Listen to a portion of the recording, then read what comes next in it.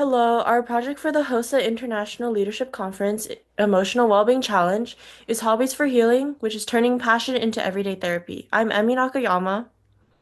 I'm Ava Walkenfuss. I'm Joshua Yang. I'm Abhishek. Before we get our presentation, we have a quick survey we would like you to fill out so that you are aware of what you know and what you learn. This survey will also help us understand our target audience better so that we can help spread our message better. What is our project? Our group wanted to find an effective way to relieve stress, and through our project, we found that hobbies can help people relieve stress. Hobbies can be a fun, cost-friendly way to relieve it, and they can also help build or maintain social connections with friends and family.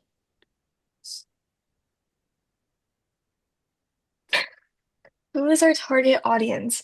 Our target audience is students who have high academic workloads and pressure. This includes students who are in multiple advanced classes, maybe on top of that, also participate in a multitude of extracurricular activities.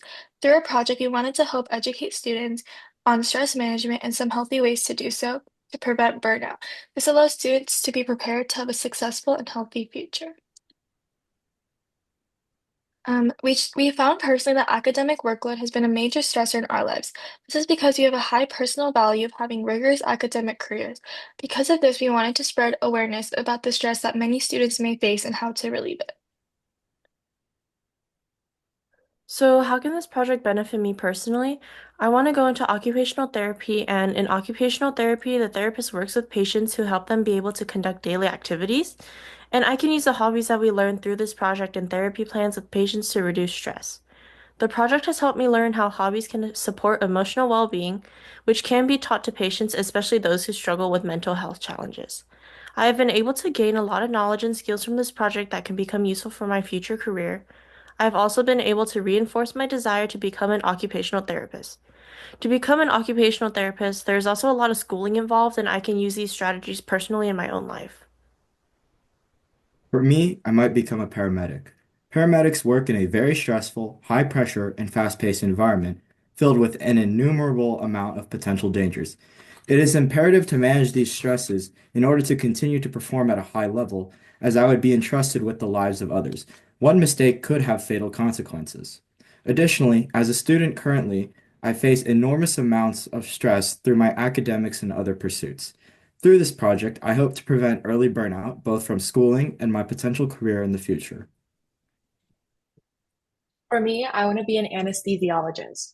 As an anesthesiologist, I would have to work in a high pressure medical environment. In addition, many patients may face anxiety or distress, and through the knowledge gained in this project, I would be able to educate them on some ways they could relieve some of that stress. I have learned that through these hobbies, it can strengthen emotional resilience and stress management.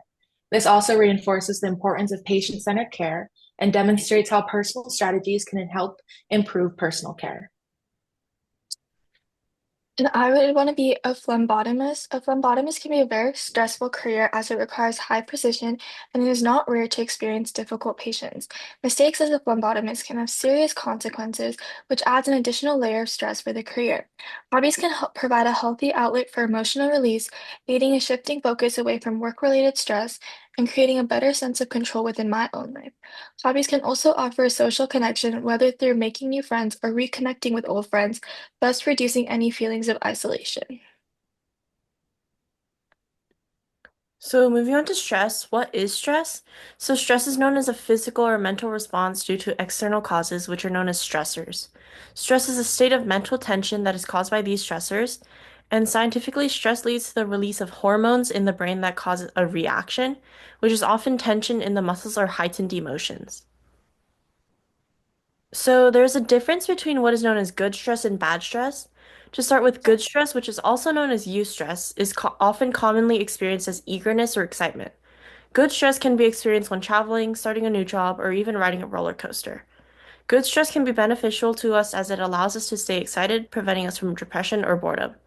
On the other hand, bad stress can negatively impact us. It is also known as chronic stress and is experienced when we face any inescapable stressors. We can feel bad stress when being overwhelmed with schoolwork, when overcoming a cold or the flu, or experiencing a poor personal life. Too much good stress can also result in experiencing bad stress. So, why exactly is bad stress bad? Bad stress is bad as it causes many negative impacts on the body. When experiencing stress, blood pressure levels and heart rate tend to rise. In addition, the levels of cortisol and other stress hormones increase, and this could lead to possible other health issues such as anxiety or depression. It can also take a physical toll on the body in the form of heart issues such as heart attacks or heart disease, as well as high blood pressure and stroke. Thirdly, stress can cause cognitive issues, including memory loss and a decrease in focus, which is especially linked to a loss of sleep, which is also caused by stress. How to relieve stress. Since stress is so common in everyday life, many people have turned to many different ways to relieve their stress. These methods range from healthy behaviors, such as meditation, exercise, or picking up a hobby, to unhealthier ones, such as stress eating or excessive sleeping, to outright dangerous, such as substance addiction. These unhealthier choices will lead to adverse effects, such as only increasing the stress or anxiety as the problems remain unsolved, or even organ damage and death from controlled substances.